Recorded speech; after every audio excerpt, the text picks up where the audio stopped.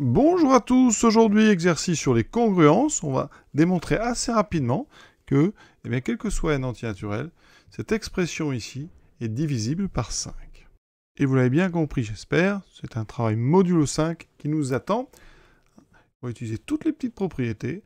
Alors ici, la première, c'est que quand on a des sommes et des produits, on peut remplacer un nombre par un nombre qui lui est égaux modulo 5 ici, si on est modulo 5. Donc ça veut dire que on va regarder 16.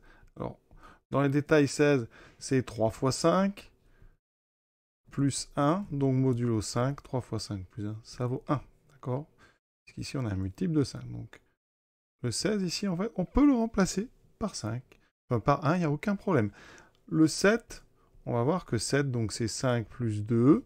C'est donc égal à 2 modulo 5.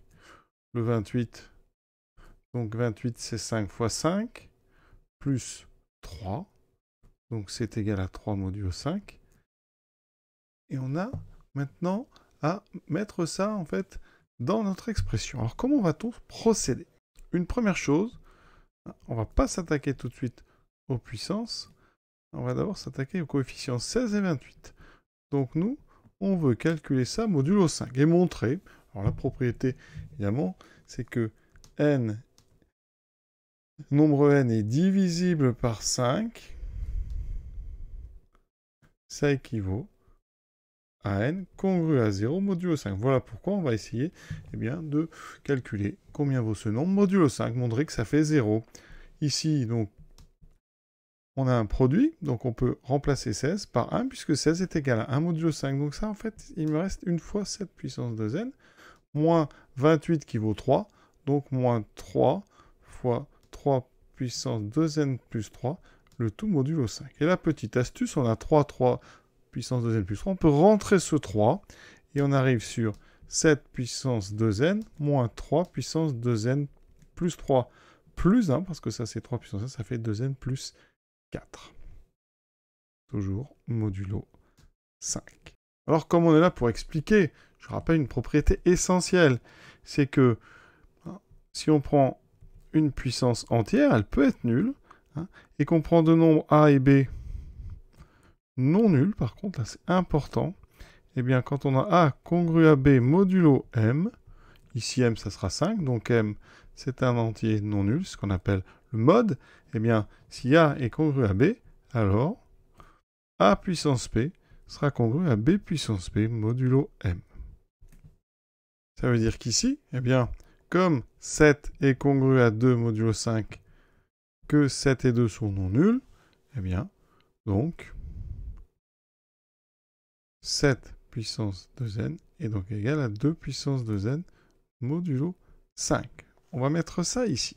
J'obtiens ici donc 2 puissance 2n moins 3 puissance 2n plus 4 modulo 5. Et là, astuce qu'on utilise très souvent dans ces exercices sur les puissances, 2 puissance 2n, c'est 2 ici, c'est donc 2 fois n comme exposant. Je peux donc dire que c'est 2 au carré à la puissance n. Les exposants vont se multiplier.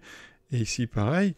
Par contre, je fais un petit travail préparatoire. Le 2n plus 4, j'aurais dû le factoriser ici. Je vais le faire. Factoriser par 2, j'aurais eu 2 fois n plus 2. Donc là, j'ai 3 au carré à la puissance n plus 2. Toujours modulo 5. Donc 2 au carré, ça fait 4 puissance n moins 3 au carré, 9 puissance n plus 2. Ensuite, on remarque que 9, c'est donc 5 plus 4, c'est donc égal à 4 modulo 5. Ça veut dire que donc, 9 exposant n plus 2, c'est donc congru à 4 exposant n plus 2. D'accord? Toujours la même propriété avec 9 et 4 qui sont non nuls.